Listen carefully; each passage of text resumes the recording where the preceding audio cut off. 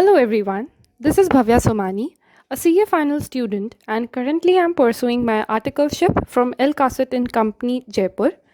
And today I'm here to help you out with one of the most complex head of Income Tax Act, and I'm sure it can make anyone's head go haywire. So yes, you got it right. It's capital gain tax. So today I'll be helping you out with capital gain tax in context to immovable property, that is your land or building. So, the very first question which comes up is when a land or building will be classified as a capital asset.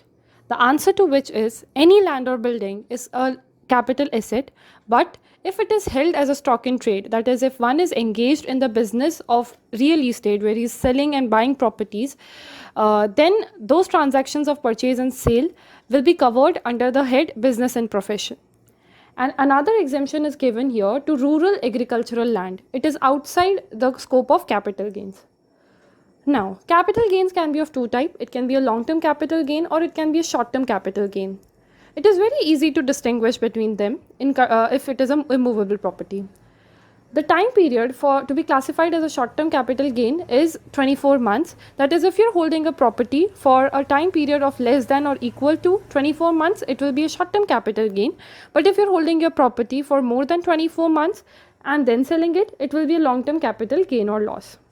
Now, the main point comes up is regarding the calculation of capital gains. The calculation part of it is broadly as sales realization less any expenses of transfer, less any the cost of acquisition, which will be further reduced by any cost of improvement that you have made. And the final figure which comes up is your short-term or long-term capital gains. So now we'll be taking each of these components. The very first one is sales realization. So sales realization is basically the amount at which you have sold your property. But in case of immovable property, as per section 50C, this value will be higher of your stamp value or your or your actual consideration. That is your stamp value or your actual consideration, whichever is higher. That is, if you're selling your property at lower than the stamp value, then the taxation, for the taxation purpose, the sales realization will be your stamp value.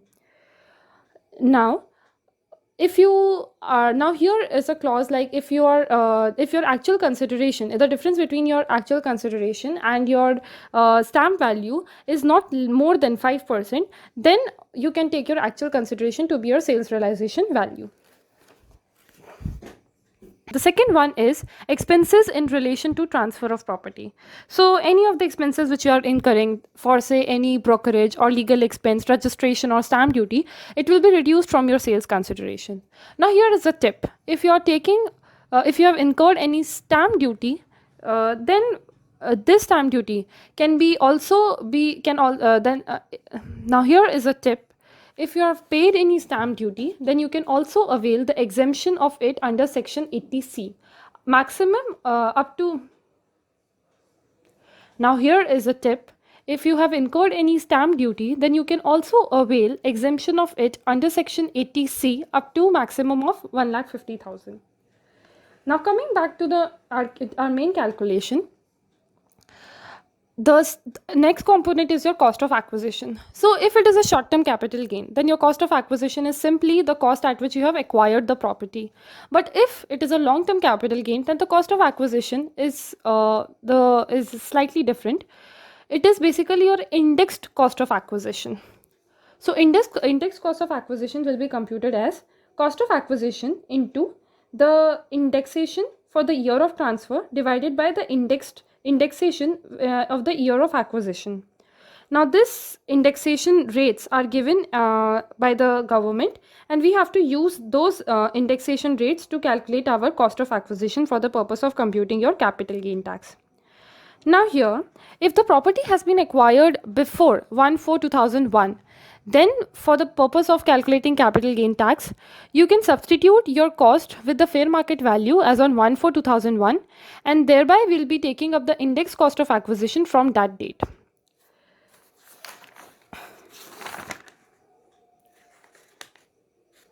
That is from that date, that is you will be substituting your cost with the fair market value, and then you can you can give the effect of inflation as we have discussed earlier. Now the next thing which comes up is the cost of improvement. Now cost of improvement is basically your additions or alterations that you are making to their property, but it is not a routine repair or maintenance expense. That is, if you have taken any renovation, then you can claim the expenditure here. So now the final figure after deducting all these comes up your as your short-term or long-term capital gains. Now if it is a short-term capital gains, it will be taxed at your slab rate. If it is a long-term capital gain, it will be taxed at the rate of 20% flat. Now, there are some exemptions available for long-term capital gains. Now there are some investments option available to make your long-term capital gain exempt. These are covered under two sections, section 54 and section 54 EC. So under section 54, it is basically you have to acquire a new residential property in India. The exemption for the long-term capital gain will be the exemption of the long-term capital gain will be lower of the long-term capital so here you have to acquire one residential property in India, within India. The exemption which is available is lower of your long-term capital gain and your exemption and your investment. The exemption which is available here is lower of your long-term capital gain and the investment which you are making now. Now, this investment, if you're purchasing a residential property, then this purchase can be even 1 year prior to your date of transfer, or it can be after 2 years of date of your transfer. If you're constructing the property, then this construction should be completed within 3 years of your date of transferring of the property. Now further, if you are planning to invest in this, if you're planning to purchase your property in this year only, then that purchase should be completed before the filing of your return. And if that purchase is not complete, or if you're planning to construct the property within next 3 years, then you have to deposit that amount into the capital gain account scheme. That is, your money cannot be put into your saving account. It will be blocked there and it will be put into a capital gain account scheme, and you cannot withdraw the amount from there. Okay, if you happen to withdraw the amount for there, then again your long-term capital gains will become taxable. Now coming up to the next section, that is section 54 EC. You have section 54 EC, you have to make investments in certain NHIA or RHA bonds of the government. Now coming to section 54 EC, you have to make investments in a redeemable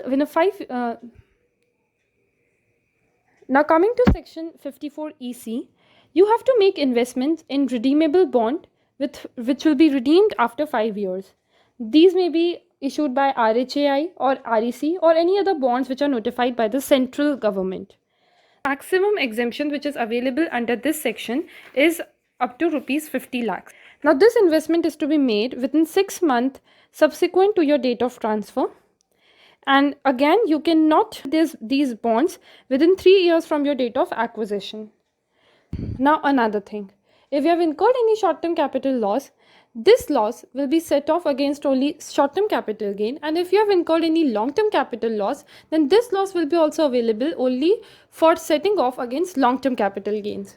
And this and the loss incurred under the capital gains head is not available to be set off from any other head.